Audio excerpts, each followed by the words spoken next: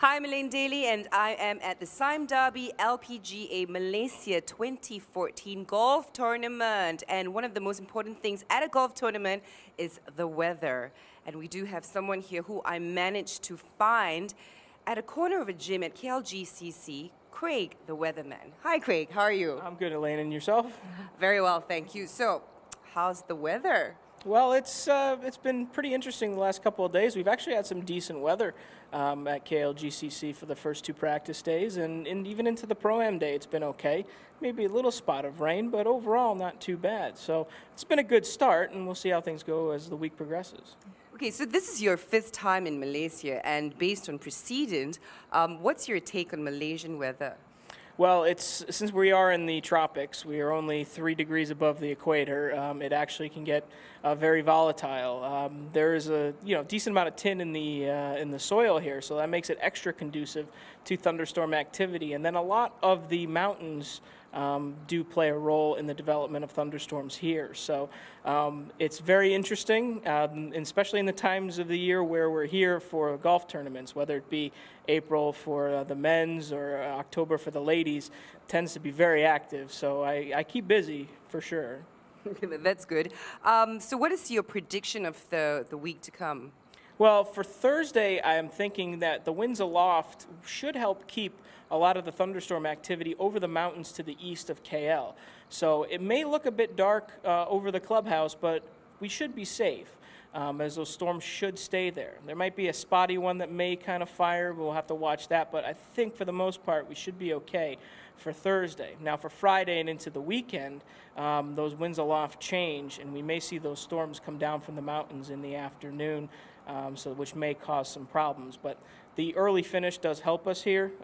It's something we've gotten progressively earlier as the 5 years have gone on. But the early finish should help us here. And even if we do get a delay, it's likely we'll finish out during the evening hours when the storms tend to weaken. So it looks good to start, and then it's a bit touch and go for Friday and into the weekend. Interesting. So just to get it right, see if there's a little bit of rain, then that's fine, they can play. It's just the thunderstorms, right? Thunder and lightning, yeah, that's the our main concern. Rain will play through that. The golf course here is in fantastic shape, and it takes rain very well. So even a heavier shower, we should be fine.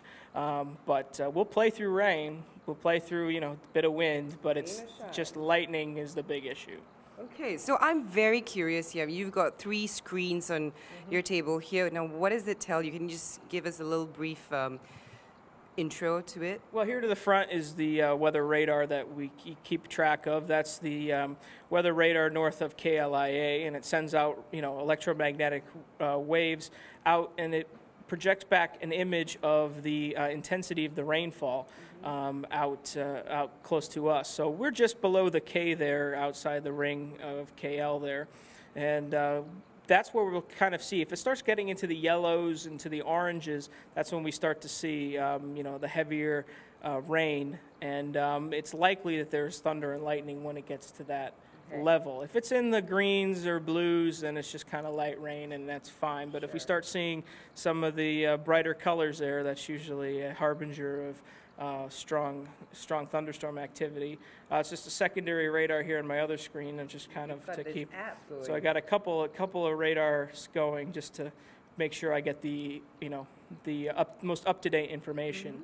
Now here on my immediate left is the lightning system we have up on the roof. Now I put that up here on Monday, and right now it's taking an active electrostatic energy reading. That's the live one, and as you can see, the current there says 234. Now that's the volts per meter in the atmosphere, which is very benign. But the number doesn't really tell the story. What the actual graph is showing here is how it changes over time. Now, what we're looking for is changes in that current reading.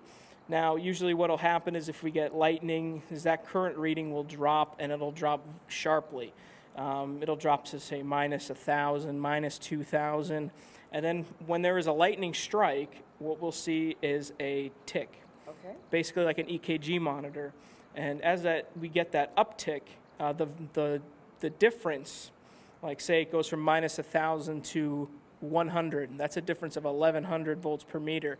And that is what we would constitute as dangerous. So at that point, that's when we say off the golf course. Now, usually anything from 600 to 800 is where we kind of draw the line.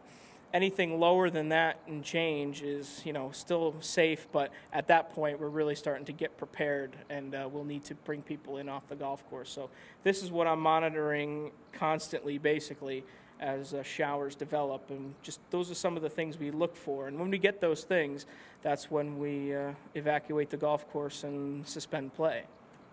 Very, very interesting. You know what? I think you're a very, very important person in this golf tournament, the weatherman. Thank you very much, Craig. Enjoy your time in Malaysia. You're welcome. Thank you. I always Thank do. you.